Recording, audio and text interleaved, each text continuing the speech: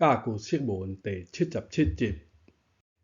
这字字形将片将卖并片卖册读批，本意是古早人用来写字的木片，后来笑批这个词直接用来指书信的意思。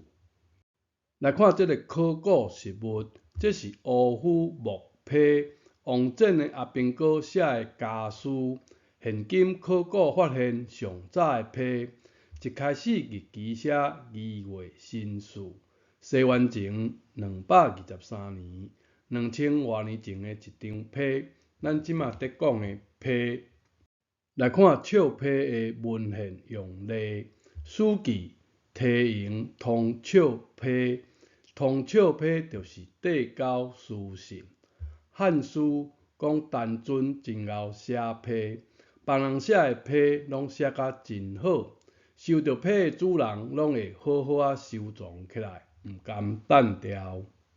到了明清时代，民间交流或者应酬的书信范本，册名直接就叫笑批大全、秋水轩笑批，拢是教人安怎写批的范本。批写好就要有人去送批，送批的人就叫信使、信差，即卖人讲邮差。送批的人来啊，信来啊，信所取代批的本意。写信若安尼写，真条的乌夫会认为是写送批的人。误用的书信是中古汉语的用法，即马煞变成主流用法。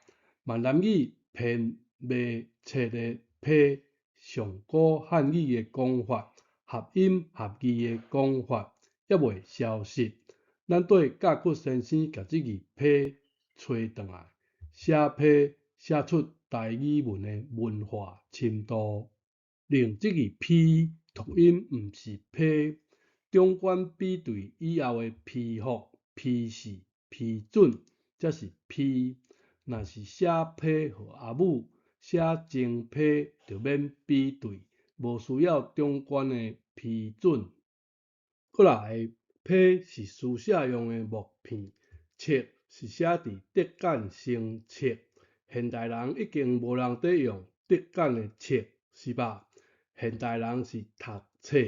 孔子讲的上古吉神离地，后世圣人一之一书客，书的鼻音册，轻声册。册甲古文话就是孔子讲的牙笔抄写刻约，读音抄刻册。现代人是在读册，已经无人在读册，是吧？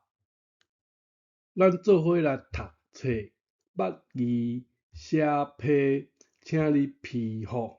字写对无？教育部教的字写对无？有文化深度无？